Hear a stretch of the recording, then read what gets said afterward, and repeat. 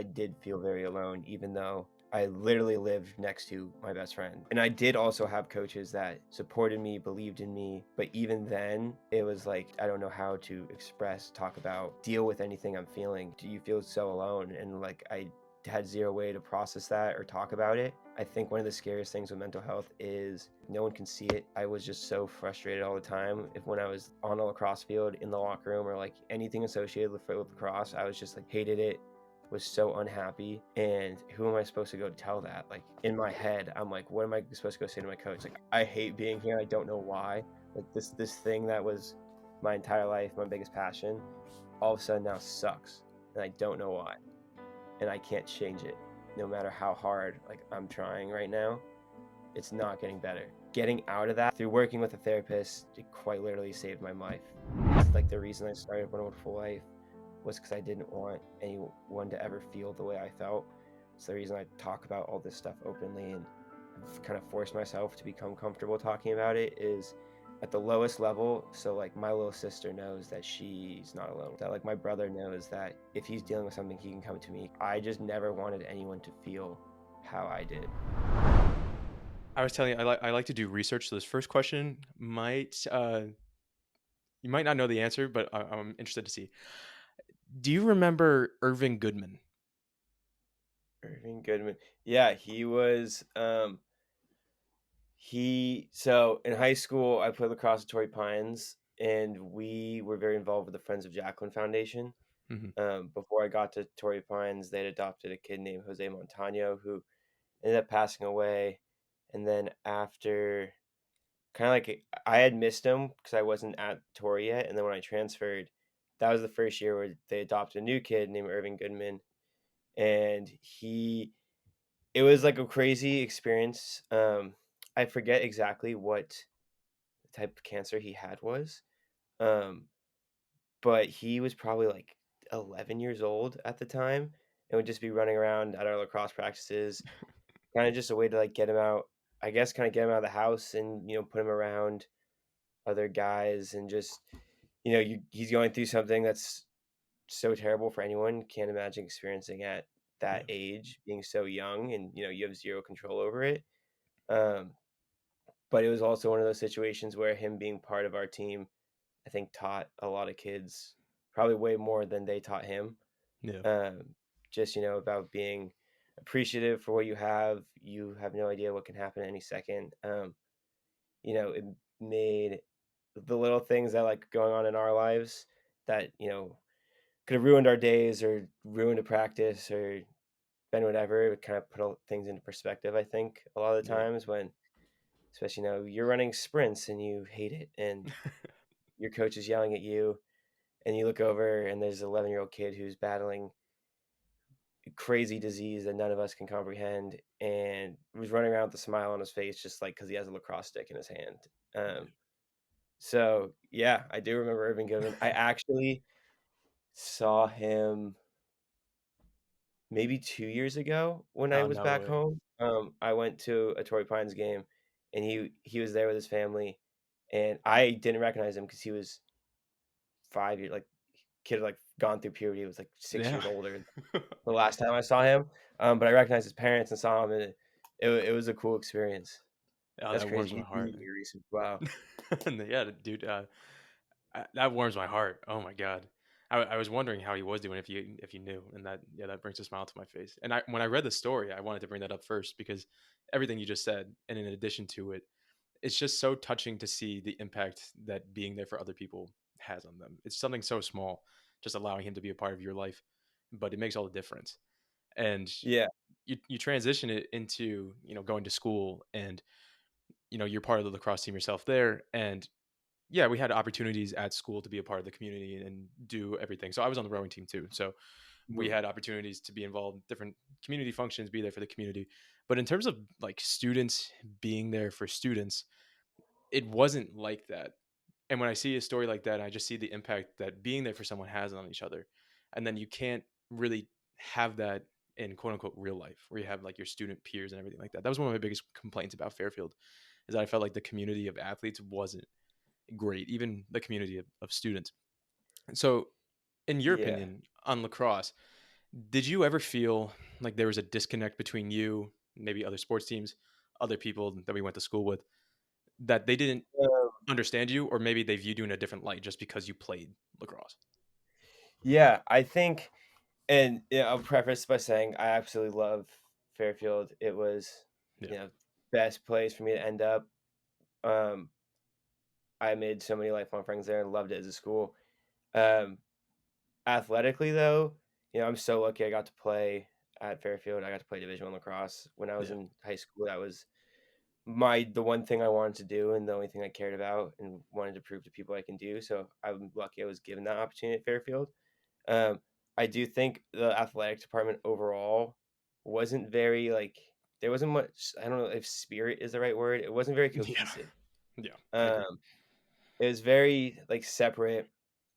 Um, I don't know how much you know about with all of our coaching stuff. We ended up getting a new coaching staff halfway through my Hmm. 4 years at Fairfield, which was tough. It's especially when that happens when you're an upperclassman and you have a coaching staff that come in that you didn't necessarily recruit you. Yeah. You sometimes you don't really feel like they're players or they're guys, which I think we had some issues with.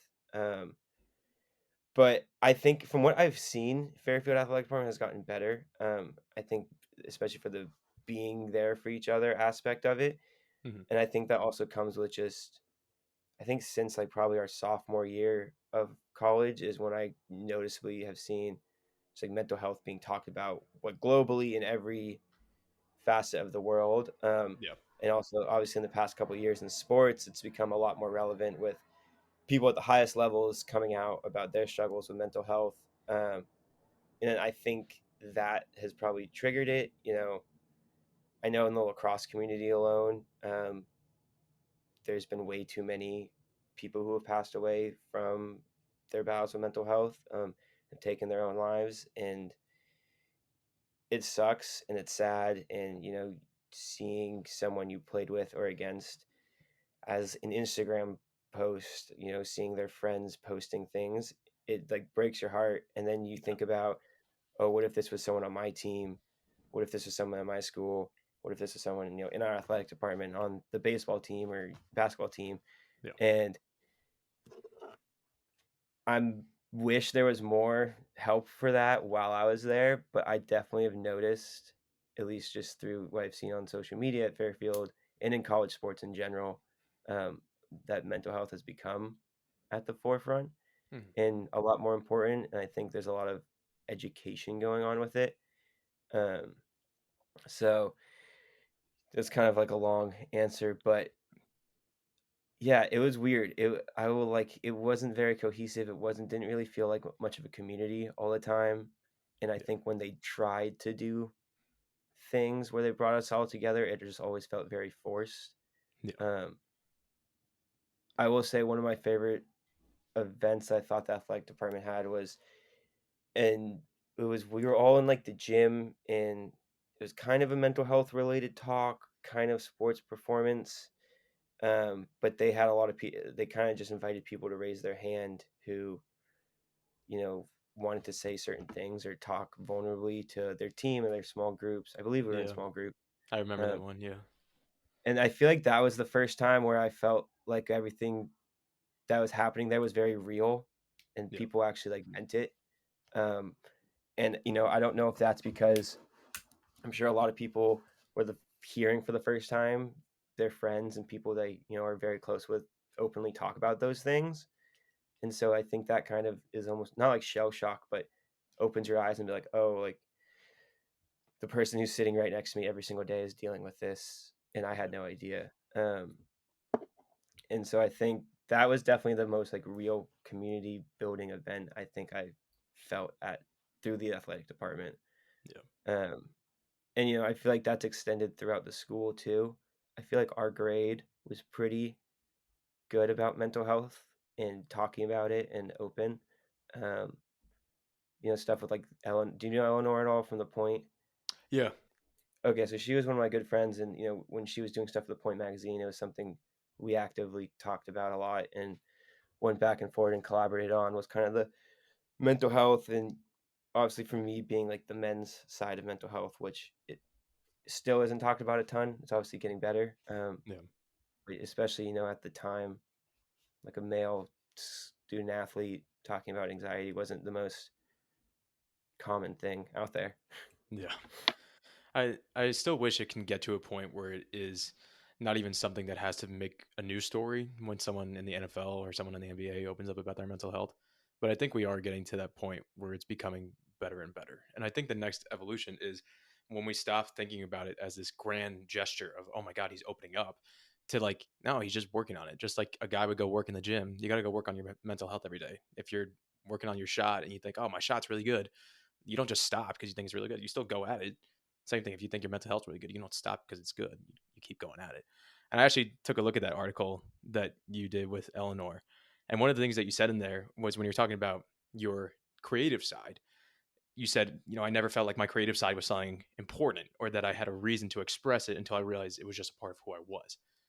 And I thought that was really powerful because identity sports gets talked about all the time. Athletes leave their sport, they feel like they have no sense of identity. Athletes get so caught up in their sport, they feel like it's the only thing that they are. But it's the same thing with mental health, where you're like, oh my God, how could someone so happy on the outside do something so tragic?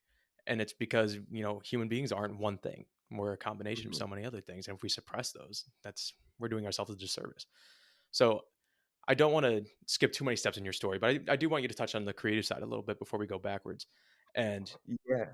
how has tapping into that creative side helped with identity and mental health as a whole?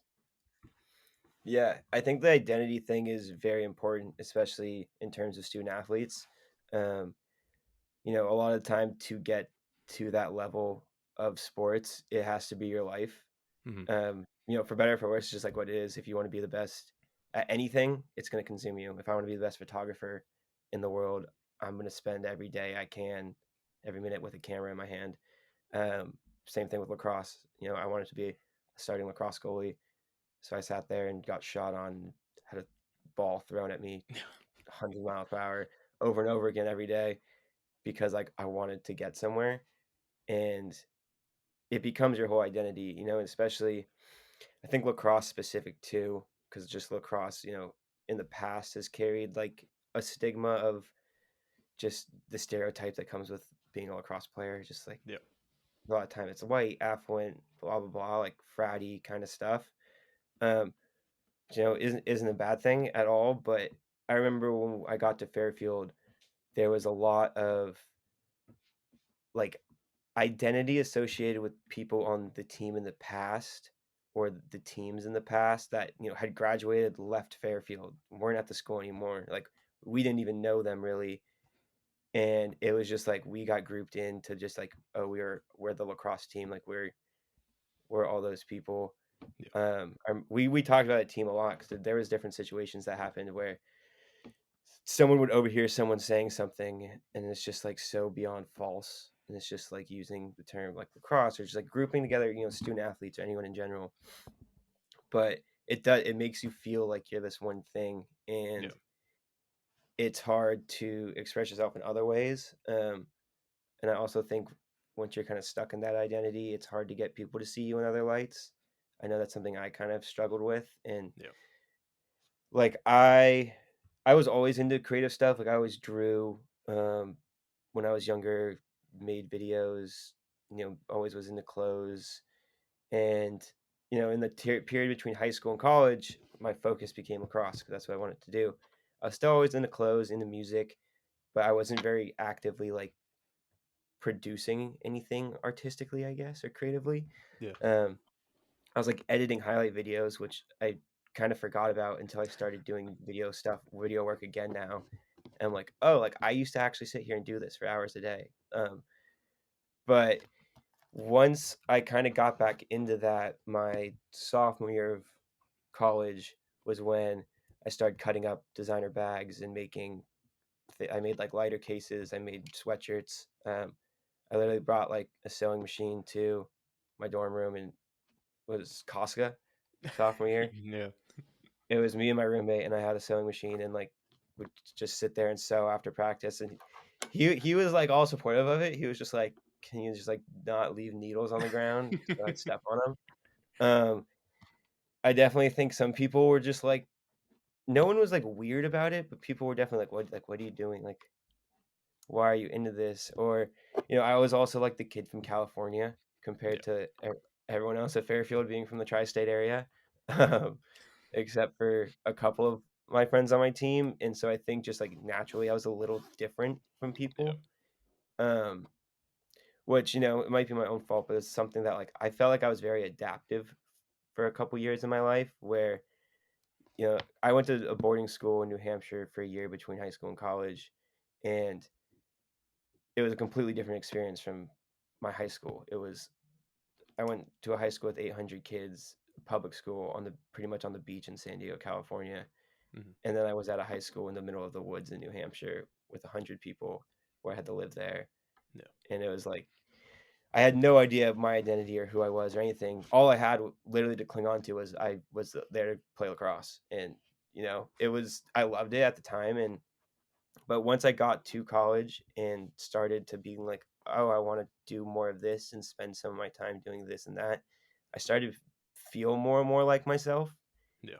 And even though it was like scary and like I would be afraid to dress a certain way or like listen to certain music or like I don't know, just like do different things that were a little out of the norm, I guess, at our school. Yeah. Um, it was one of those things where it's like almost like gets worse before it gets better. Like you feel really anxious about putting yourself out there, but then once you do and you realize one that like no one really cares. Like Yeah. not no one is really so involved in your life where like they care enough about what you're doing to make you like to whatever thoughts are going on your head of like, oh, everyone's looking at me, I look weird, like my outfit's off. No one really cares that much is what Yeah. I've been realizing. It's just like if you just go out and like be unapologetically yourself, you're gonna be such a happier human being. Yeah. Um, and I think finding that identity and allowing also understanding that you can have a little bit of everything. Like you can be an athlete who's also a creator who's also into surfing, like whatever. You don't have to be one thing, and I don't think that's talked about enough. Um, and I think really interesting example of it is since the NCAA, like with all the NLI stuff, and now you can use your own likeness. Yeah. You see athletes blowing up with social media profiles, all this stuff, but it's also like they're all becoming content creators. Like the Yeah. amount of athletes who are actively like editing, shooting their own videos, where beforehand it was like literally illegal. Yeah. If your passion was filmmaking, but you also were D1 football player and you were making YouTube videos on the side because it's what you loved and you saw any sort of interest in that and like growth in that, the NCAA would have flagged you Yeah. and told you either quit your YouTube channel or quit football, Yeah. which is crazy. And now like the same kids who had to do that at the time, the next version of them are now becoming millionaires like freshman year of college. Yeah. It's So it's insane. just Yeah. I it's remember nuts. what's his name? Destroying. He was the kicker on UCF, Yeah. and then he did exactly that. He was filming YouTube videos, and they were like, "Nah." They being the NCAA were like, "Nah, you can't do this anymore." And this was the time they went 12-0, and he decided to leave the team anyway. And I think now he's multi-millionaire, has millions of subs, but he could have stayed in the NCAA and just put away his passion. Like Yeah, that's cool. Like he leaned into himself. Yeah. I remember watching something a couple I think it was like literally last week I saw it and he was like I was choosing he's like I was so scared to leave my scholarship, but then I realized if I left my scholarship, I would personally make 5 times more money that Yeah. same year, which is Crazy. nuts. So it's like obviously it's like not everything's about money and like some people they're just there to play like football or lacrosse or whatever and like it's what they want to do, but Yeah. for the people who are multifaceted and want to do different things, it was like literally legally limited Yeah. if you were an And athlete. and talk about helping mental health. Yeah, of course, athletes are getting paid. That's got to help mental health, especially if they're trying to pay their way through school. If it's an athlete who doesn't have a scholarship or something like that. But again, Yeah, they're tapping into other parts of themselves that normally they would be forced to suppress, which is insane, just absolutely crazy. exactly. I'm glad about NIL. I think it's a great thing. I wish it was prevalent when we were in school. It would have been a beautiful thing for a lot of people. But yeah, just thinking about my own experience in school, I wasn't confident enough in myself to express the other side of me until I left school. Like the other side of me being this more creative type. Like I dabbled, like I did plays at school, like literal like theater plays for like a semester just to try it. And then I got so self conscious. I was like, I have to stop. And I wish I would have kept going, but it's something that I had to come to terms with myself. And exactly like you said, nobody's watching. And at all times I felt like people's eyes were on me or I wasn't good enough. I had to like shrink myself away and stuff like that. And it's crazy.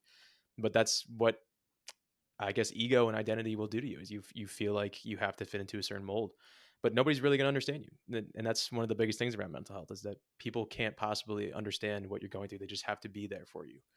Um, Mhm. and in an athlete sense, I think with you playing lacrosse, it's so interesting. Even though lacrosse is really popular, there's still a lot of people that don't understand it. I don't think a lot of people understand being a goalie, Mhm. the pain that you're putting yourself through, and talk about having to go through stuff mentally. I just want you to attest to that a little bit because, like you said, you're getting like 90-mile-an-hour, 100-mile-an-hour shots ripped at you every single day, and went through a number of injuries.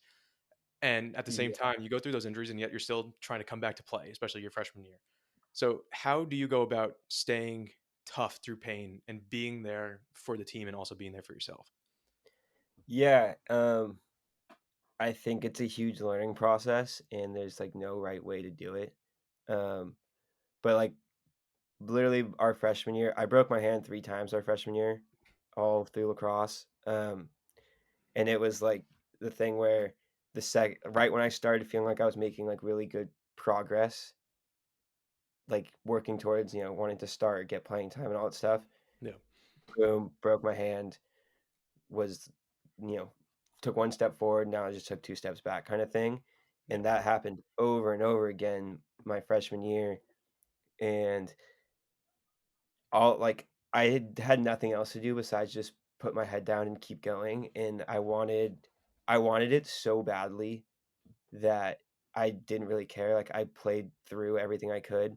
Um, if when I had a cast on my hand, my legs still worked, so I was like running and doing footwork. Um, and my mindset at the time was just so like that was the only thing that mattered was getting on the field. That I wasn't really thinking about it all. I didn't really think about the fact that like coming back from injuries early when I is gonna long term affect me, or um, you know it's just going to mentally wear you out. And like you said, playing goalie, it's such a mental position because any mistake you make is amplified. Hmm. Like for a different position, like an attackman can lose the ball and it's like someone else can pick it up and your team still has the ball. If someone scores on me, a horn blows, another tick goes on the scoreboard, and like usually for however they broadcast lacrosse, the camera's just like right on you, sitting you, looking at you, Yep. after you just essentially didn't do your job.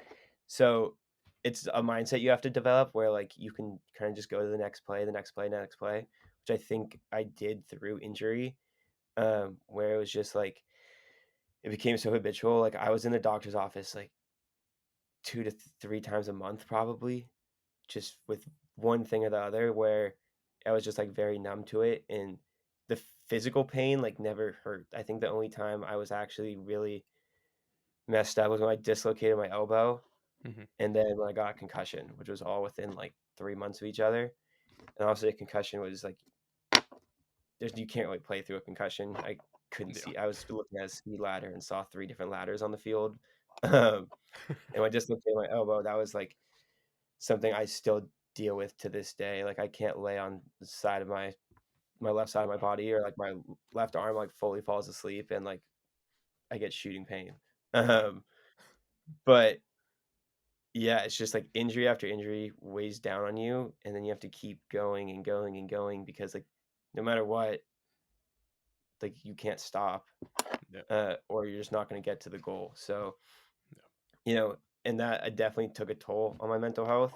Hmm. Um, I would always try to work. My solution to things a lot was to work myself out of situations. So if I wasn't playing, if I felt I didn't wasn't playing well, I would just practice, get shot on more and more and more till I almost like shot myself out of it.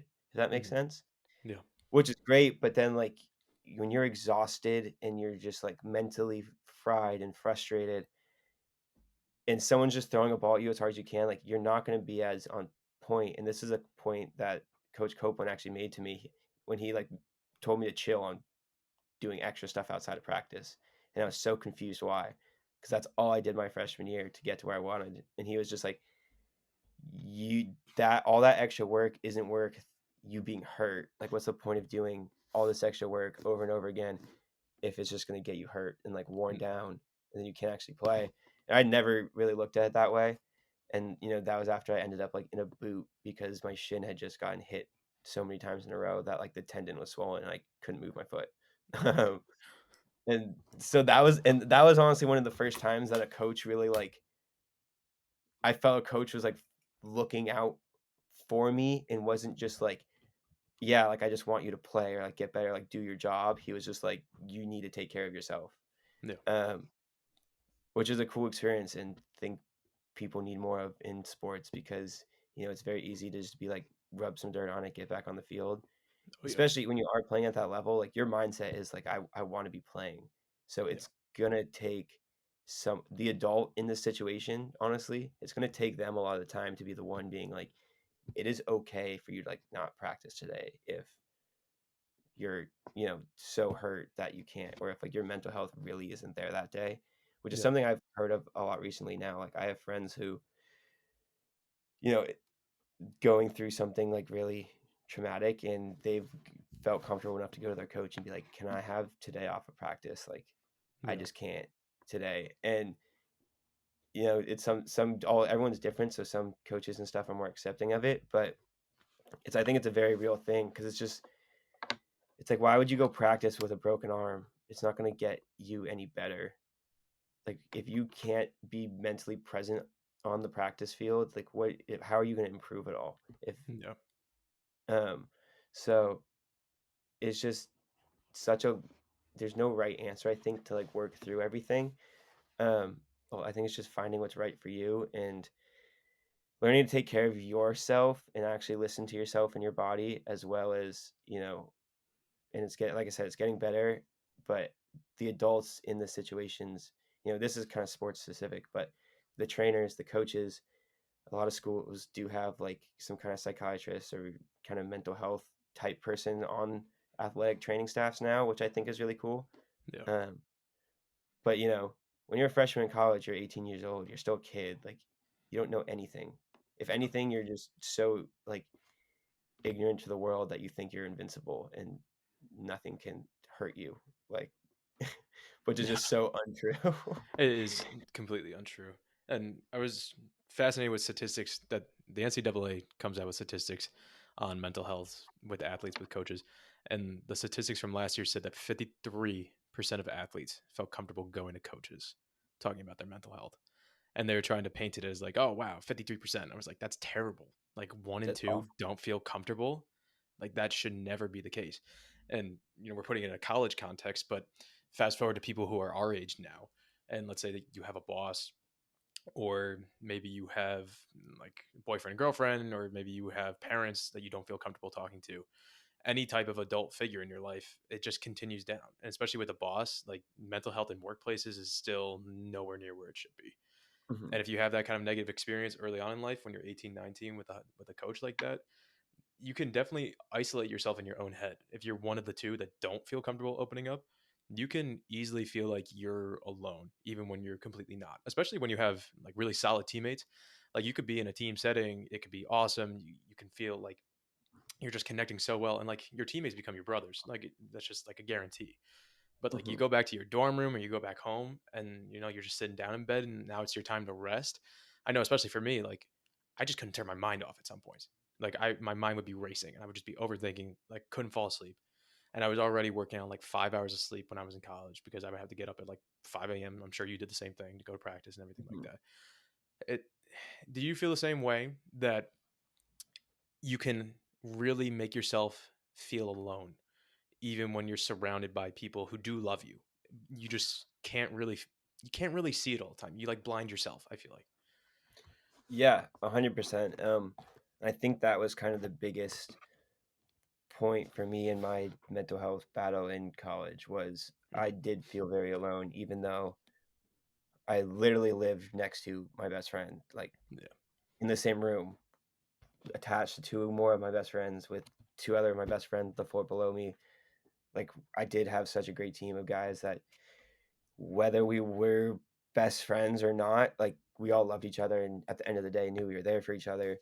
Um, and and I did also have coaches that the coaching staff, my freshman sophomore year that brought me there, that I did feel supported me, believed in me, all those things.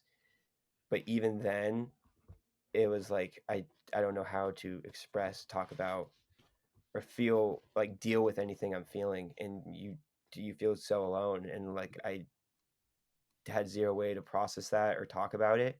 Um, I think one of the scariest things with mental health is one, like you said, like no one can see it.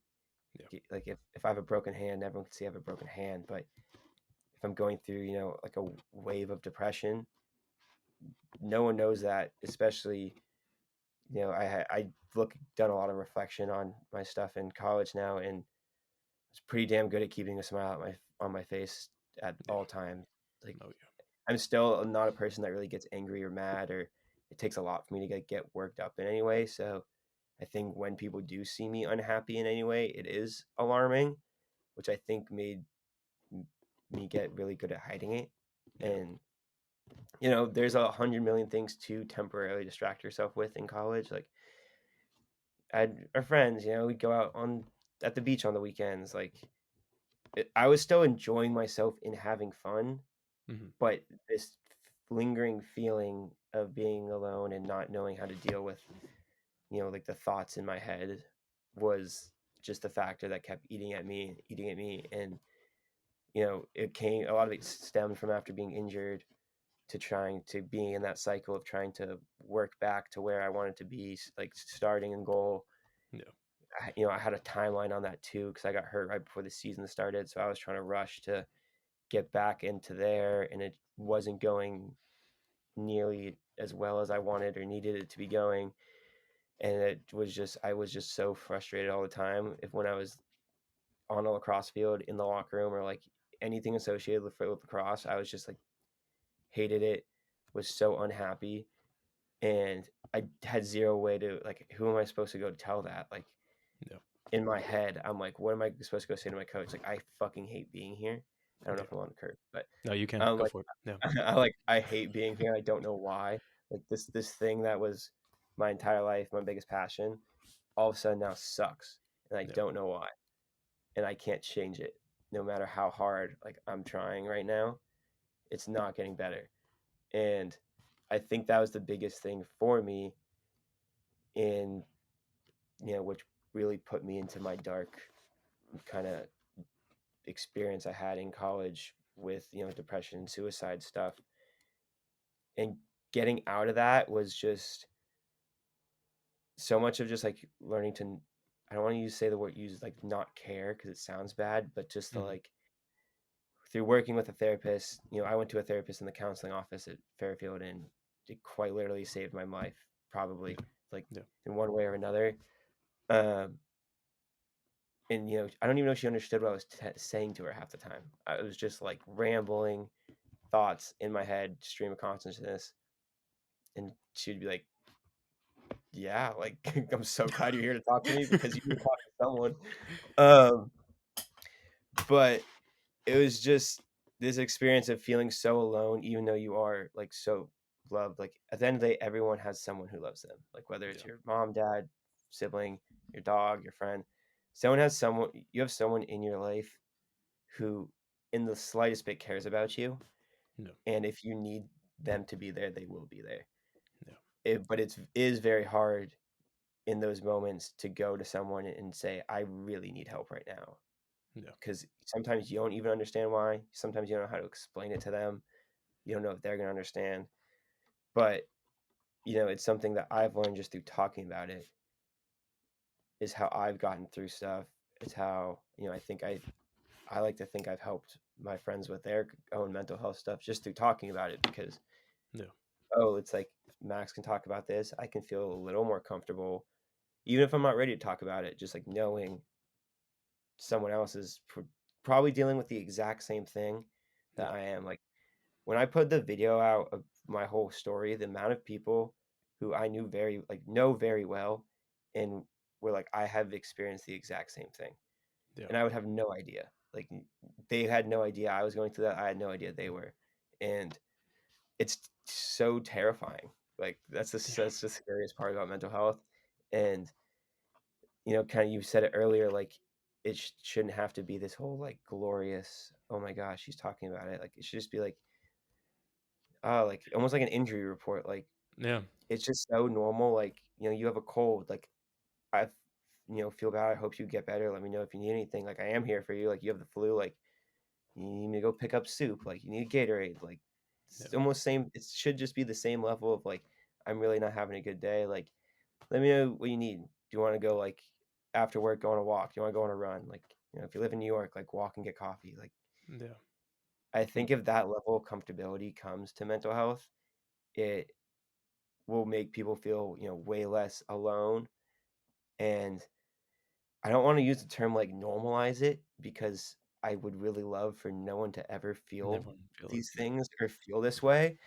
And what is like, I think talking about mental health stuff is a lot of double-edged sword because it's like you said, it's like I am so proud of X, Y, and Z for talking about this, but then it's like, why is this such a profound thing Yeah. when it should just be It should like just be normal.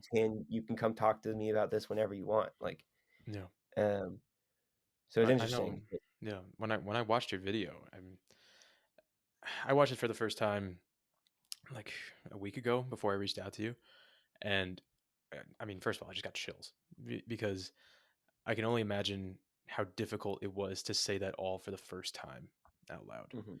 and then have that be sent out, and you don't know the reaction that you're going to receive, because I feel like that's what holds a lot of people back from opening up, is because they don't know the reaction that they're going to receive when they finally do open up to somebody.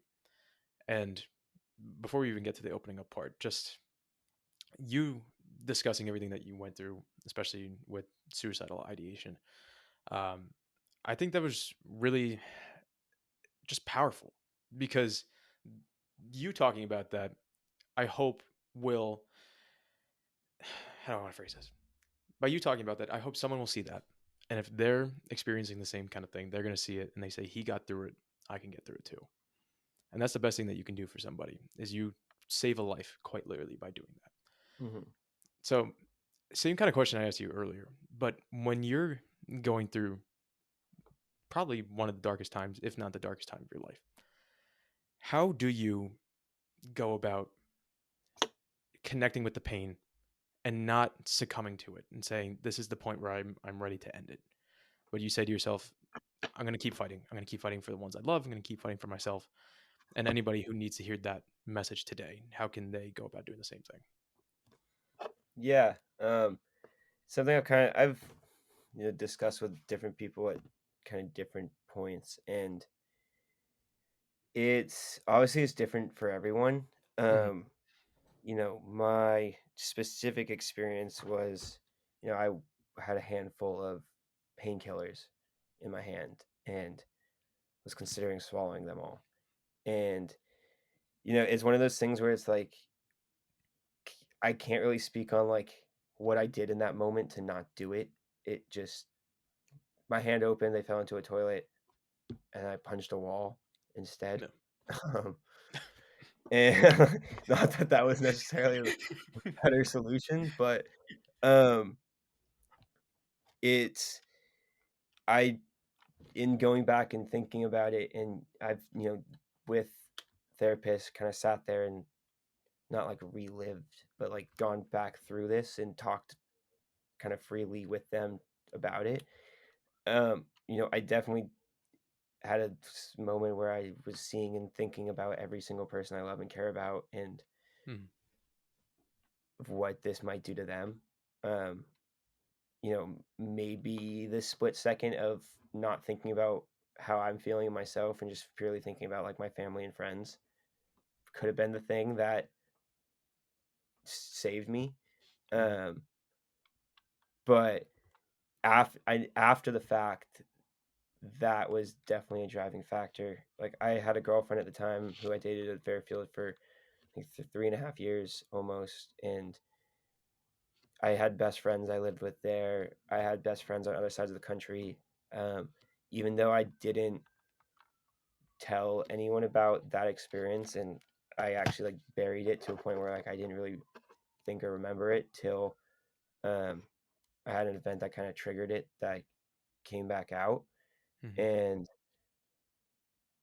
that was when I started talking a little bit more openly and just being like, I have anxiety, I have, I dealt with depression, I was like diagnosed with it. I was also taking Lexapro at the time and then stopped taking Lexapro. I also just like kind of cold turkey stopped taking it because I hated how it was making me feel, which now I know you're actually not supposed to do. You're supposed to like wean yourself off. Hmm. Um, but I just couldn't handle how numb it made me feel. Um, that would that being on Lexapro was probably the most disconnected I felt from myself and others because I just felt like I was like a shell walking Yeah. around. And I think just like even if it wasn't intentional because I didn't tell anyone, just like having those people, like literally seeing their faces was something that was just like if I'm not gonna be here for me, yeah, I'm here for these people right now. Like Yeah. if I'm so deep and low right now where I don't want to be here, I at least like I can't put anyone else through that shit. Yeah. Like I gotta suck it up at least for them. Um, which isn't, I guess, the greatest mindset. I would way rather be able to figure it out and take care of myself. But you know, I think in that moment you kind of will take whatever is given to you to cling on to. Um, Yeah. this is the kind of the first time I've really thought deeply about this in that way, honestly. Um, but I also think that's always been a driving factor for me since then. It's like Hmm. the reason I started One Wonderful Life was Yeah. because I didn't want anyone to ever feel the way I felt. It's the reason I talk about all this stuff openly and have kind of forced myself to become comfortable talking about it is so like, at the lowest level, so like my little sister knows that she's not alone with whatever she's going through. That Yeah. like my brother knows that if he's dealing with something, he can come to me because I've gone through shit. Just like if he's feeling a certain way, he can talk to me. Yeah. Even for like my mom and dad, if they need to talk to someone, like I just never wanted anyone to feel how I did because it sucked. It was Yeah. terrible, and no one should ever feel that way. Um, and so I think having that as a way to push myself to talk about it was almost therapeutic to me unintentionally. Yeah. Um, because like I've expressed a couple of times, I always found therapy in like talking about what I'm dealing with, even if it's months or years after, is the best way for me to like deal with my mental health stuff. And so, having friends who kept asking about it or, almost forcing me to talk about it, I think was the best way for me to deal with it. And then also seeing how it impacted them made it feel like, okay, at least like I went through this, but I made it through it. So let's try to use that experience so no one else has to do that. Yeah. Because unfortunately, there's a lot of times where people aren't going to make it through that. Yeah. So for whatever reason I did, I'm still here. Might as well take this terrible experience I had and try to make something positive out of it. Yeah. Um, was kind of the whole thing. And in doing that, it's helped me. If I never started doing that and I just kind of kept everything in, who knows how bad my mental health would have gotten. No, I Um, feel you. I know when I talk about mental health, especially in relation to Fairfield and the type of school that we went to being Jesuit, there's a value that they talk about all the time. It's, if you're religious, it's finding God in all things. If you're non-religious, it's, finding good in all things. And I always, I always challenge that, even though I feel like I shouldn't. I'm just like, when we talk about stuff like this, like, where's the good in that? Like, where is the good in these dark times? But the way I try to rationalize it is there's so much good in the aftermath, especially with someone like you who's able to get through these really dark periods, and then you become that light in the world for other people. And I guarantee you are that light in the world for other people, whether they've told you to your face or appreciate not. I Of appreciate course, dude. that. Of course.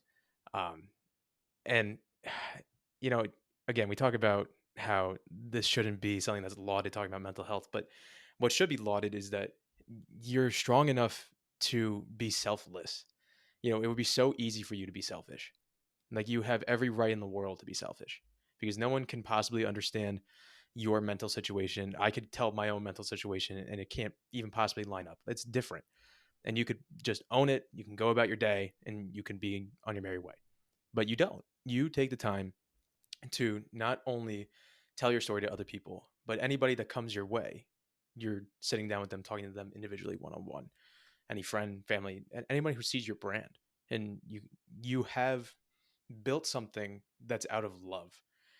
It would also be so easy for you to build, to build something that a lot of people around our age try to do, which is just get views, get attention. But you chose to Mhm. build something out of love, which is, and my part of my French, fucking awesome. Like I wish more people would do it. So just talking about building the brand now, how how do you go about doing it? Because I know there's a lot of people who have creative endeavors, but Mhm. you are balancing working full time on top of doing this as well. So, what are some strategies you have for keeping your mental health in check? If you need a rest, you take a rest. If you need to Yeah. prioritize one aspect of life, you do that. But just keeping mental health in check, keeping your life in check so that you can build something that you're really passionate about, but at the same time, you have to do everything that you got to do to pay the bills at the same time.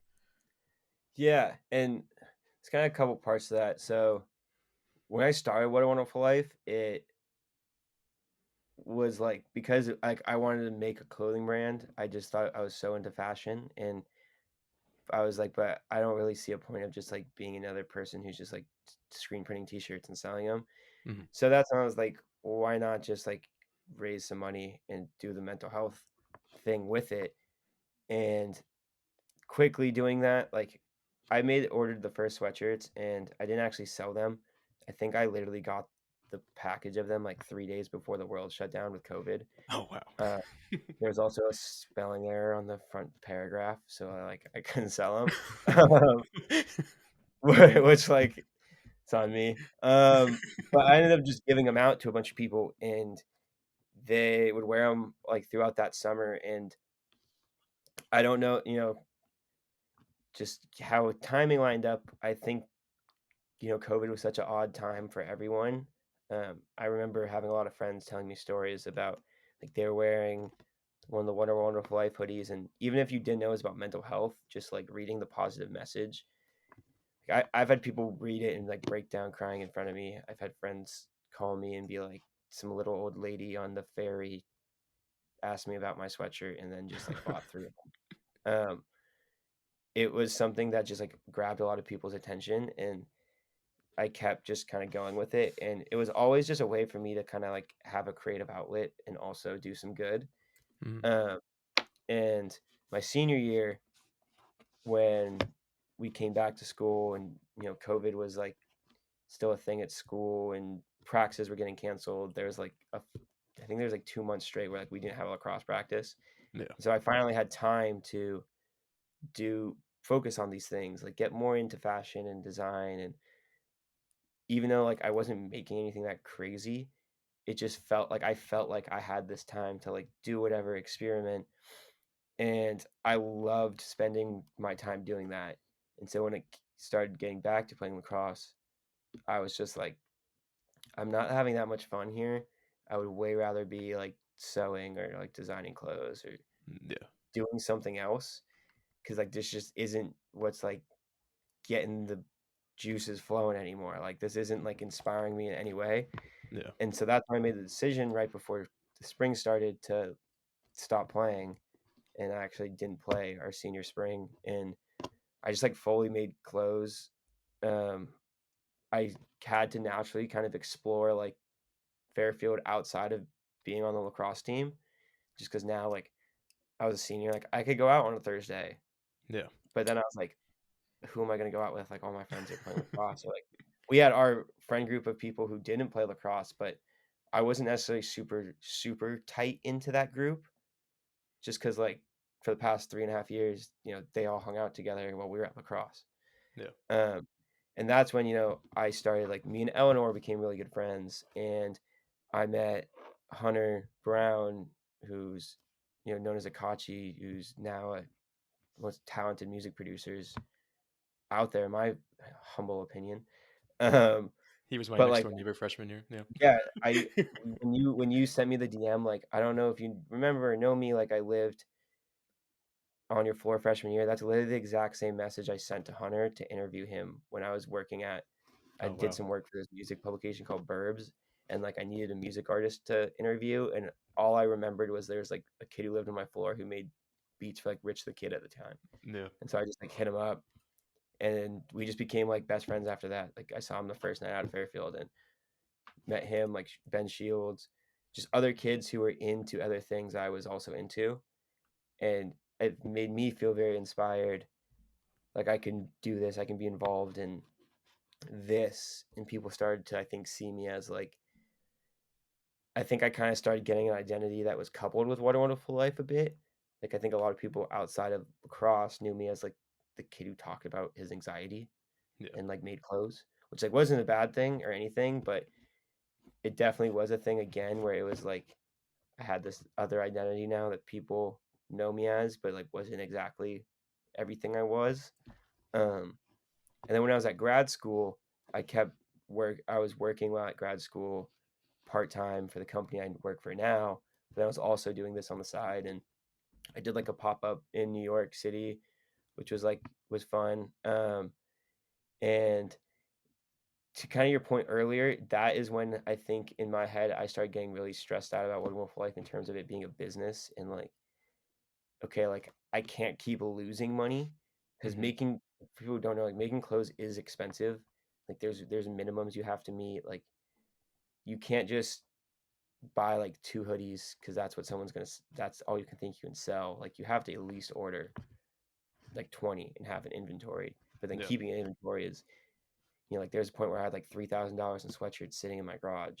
Like, and I'm like, I don't know what to do with these because like no one's buying them. Um, and so that's when I was just like, I ended up actually taking a break from One Wolf Life for like a year.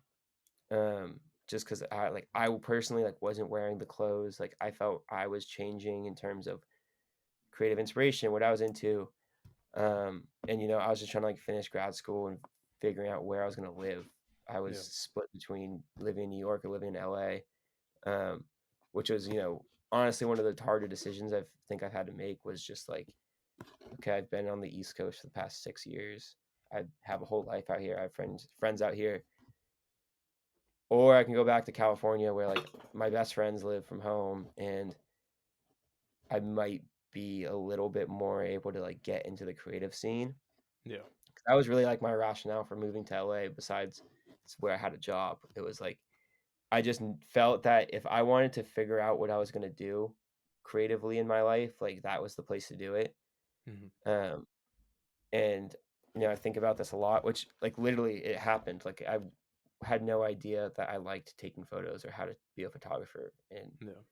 just 6 months into living in LA, it just kind of happened slowly, and then now like I freelance, I get paid to take photos, which is That's awesome. And if you told me you're that doing a like year ago, like yeah. I would be like, I don't know how to use a camera. What are you talking about?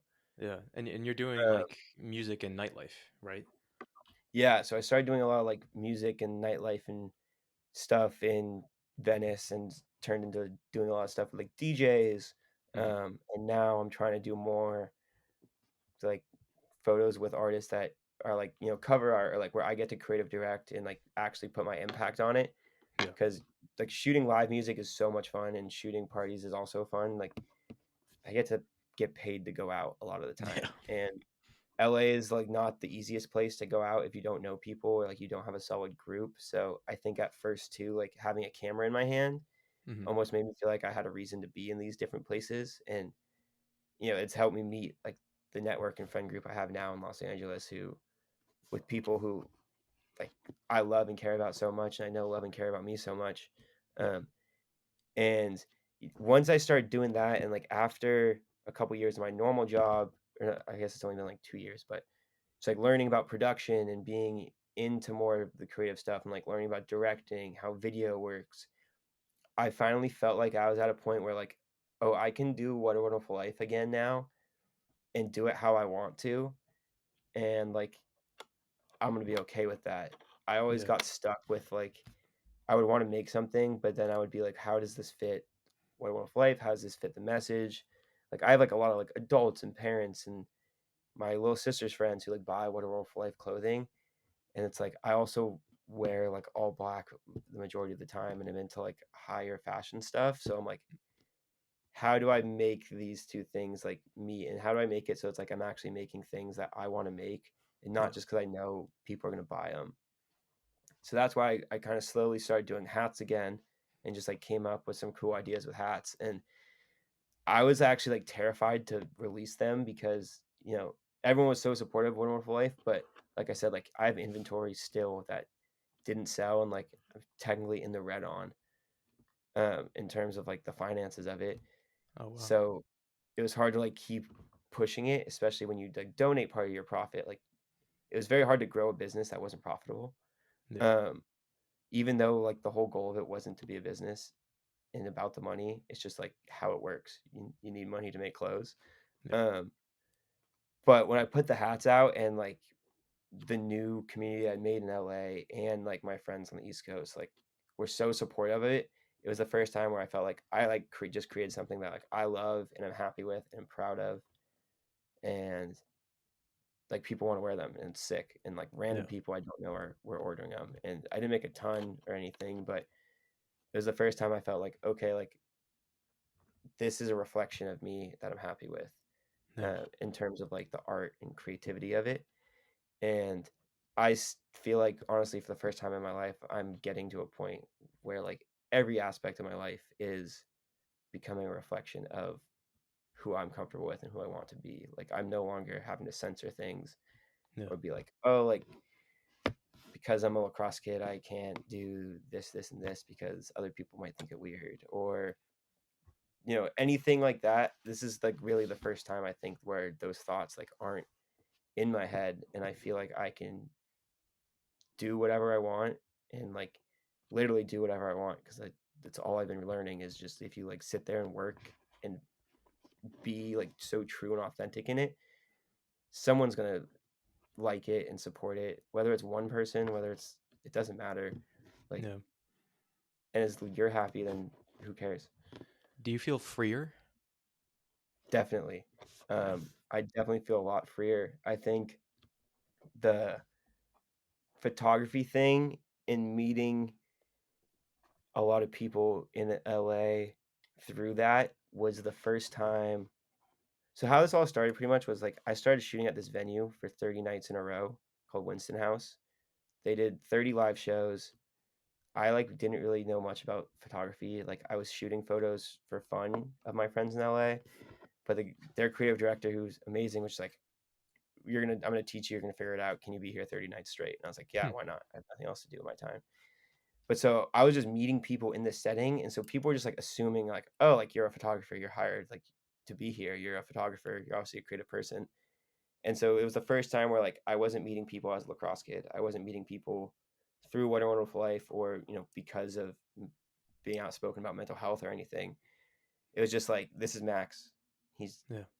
like, what does he do? He's creative. He does photos, all this random shit. And then I felt like I could comfortably be like, oh, like I have friends who found out like last week I played Division One lacrosse, and they're like what? Like they're like, wait, where'd you go to college? And I was like, it was just like stuff that like never came up in conversation. Yeah. Um, or when I started doing the mental health stuff, that was new for a lot of people in this like community in LA, especially because like I'm a very chill, just happy to be there person. So it was almost like the same thing from when I talked about it at Fairfield for the first time. People were just like, oh, like you go through all that shit too, like every other human being at this point, like, with how crazy the world is right now. I don't know anyone who doesn't have some Yeah. kind of mental health thing going on. But there's just like the slightest bit of anxiety or depression. Like it's tough. Yeah. It's very hard to be like fully happy right now, Oh especially yeah. as a young adult. Like Yeah. shit's expensive. We work way more than we probably should to live like off livings that like aren't necessarily livable depending on where you live. Like it's crazy. It is Um, crazy. What would you say is the biggest aspect of mental health you're working on right now? I think a lot of it is I think I've been dealing with a lot of imposter syndrome lately, and I think Hmm. that's also just from being like very new into this kind of photography and videography world. Yeah. Um, it's I feel like almost like I'm not like I feel like I haven't been doing it long enough to be in some of the situations I'm in. Therefore sometimes I'm like not like posting shit on Instagram is the scariest thing for me. Like I'm like it takes me so long to post something because I'm just like, like this isn't perfect.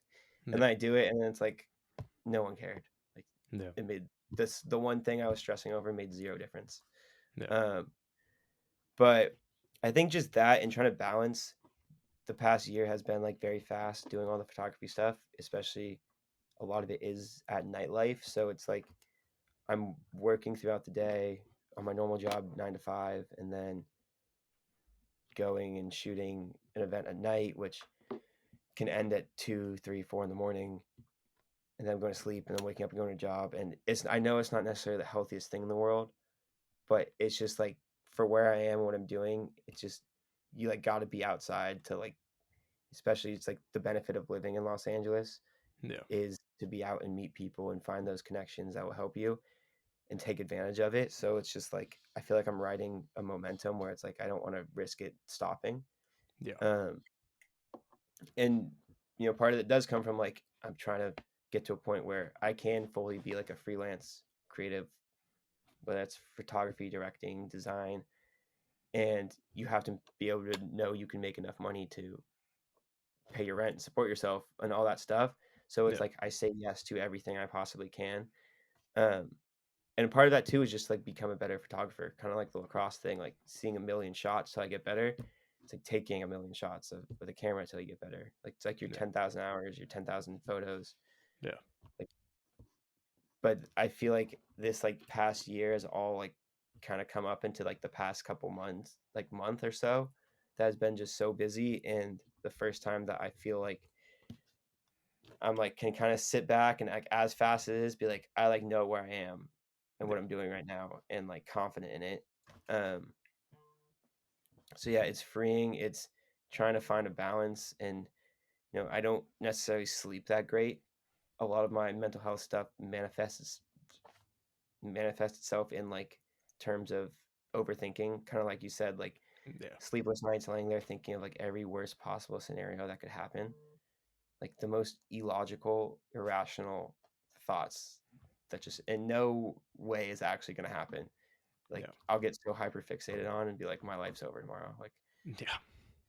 Like my job is going to Been end, there. like whatever. And it's just so I think just trying to manage those and realizing that like okay, if I am exhausted, tired, like I haven't been able to work out because I've just been busy, I haven't necessarily been eating great, then I'm probably going to feel worse mentally and I'm probably going to have more of those nights where if I am able to take care of myself and like even it is I know I have a week where I'm super busy during the day and then at night I'm doing like I'm doing photography stuff or other work and gotta like kind of you do your 9 to 5 and then you do your 5 to 9.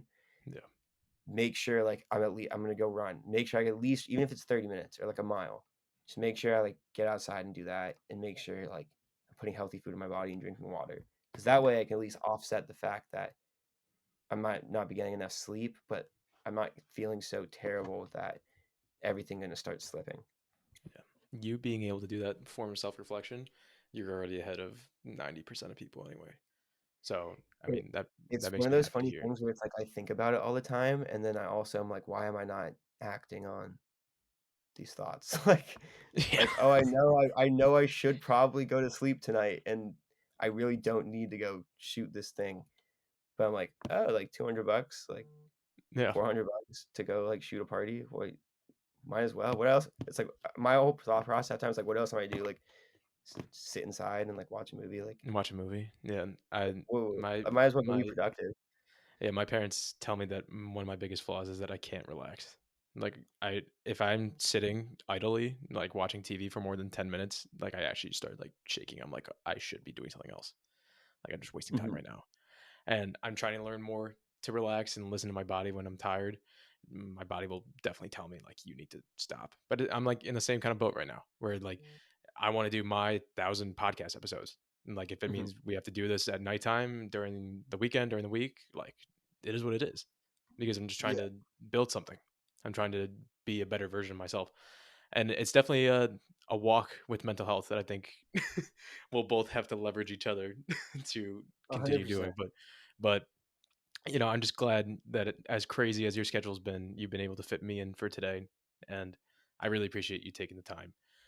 Yeah, of And I course, man. know, This was I awesome. yeah, thank you. And I know that mental health is constantly going to be ebbing and flowing. It does for me every day. But just know that I think you already know you're not alone. And I think everyone else just needs to hear that too. You're not alone. There's so many people that love you, and you're helping so many people. As I said before, that you know, if you're ever thinking about quitting, maybe you don't love what you're doing, but never quit on other people. That's the biggest thing I Mhm. could say for you is, you might change the method that you're trying to help people. Maybe tomorrow it's not fashion anymore. Maybe it's something else, but never quit helping people. It's a beautiful thing to see.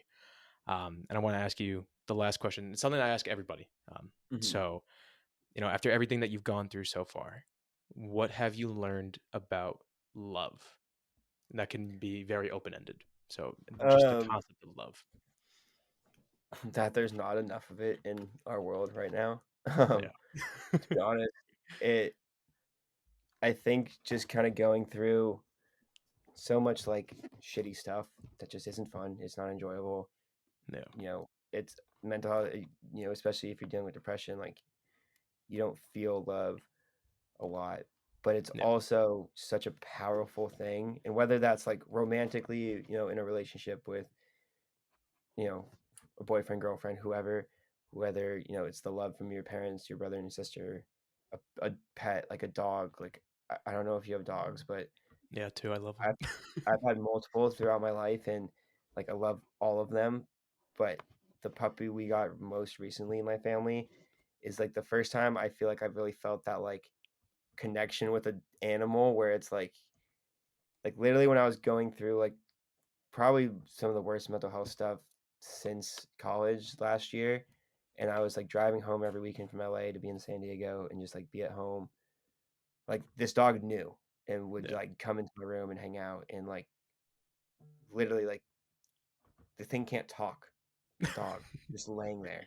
But like it felt like this thing loved me and like that was enough to like get me through like very dark nights of Yeah. thinking and just that like love is such a powerful thing and just like like tell your friends you love them like I think it's always hilarious but, like and I'm pretty lucky that like my roommates like my senior year like as much as it was kind of like a funny joke it was like very serious it was just like tell your homies you love them like everyone was giving each other fucking hugs all the time like it wasn't weird it was just like you love like if you don't love your best friends then like What are you doing? what's the point of being friends with them like Yeah. they're people who I consider like my family and I know I'm just also a person that like if I care about you enough, like I'll automatically like love like I love you. Like it's not that Yeah. weird of a thing. And like if I got you, I got you. Like I will do whatever I can in my ability to help you. Even to an extent where like I get in situations where I'm probably making things worse for myself because that's just how I am. But it's like if you can give someone a little bit of love that they don't have and might need, it Mhm. can, in the simplest form, save their life. Like you have no idea what that they're going through in that moment. So I think just like, and I try to always say it in not like a cliche way, like find something positive to put out into the world every day. Yeah. Whether it's just like you make someone laugh, you compliment someone, like give someone a hug, like call your friend from college that you haven't seen who lives on the other side of the country. Like do something like wholesome with positivity and love behind it every day. And I guarantee you'll feel a whole lot better about yourself and it will just help the people around you and help random people. And like if every like imagine if every single person in the world did one good thing a day, Yeah. be a lot of good The fucking compounding shit effect. happening. And Yeah. you know, it's just like it's one of those things where it's like at least for me, it takes so much more effort for me to be like an angry, unpleasant, negative person. like it's way easier for me to just be like happy and just like, hey, Yeah. like yeah, like we're like It's love so you, like true. we're like Yeah. um so yeah, I guess to sum that up, love is like I think one of the most powerful things in the world, and it comes in different forms, but everyone needs it and deserves it. Everyone has the ability to give it, so everyone I think should get it, if that makes sense.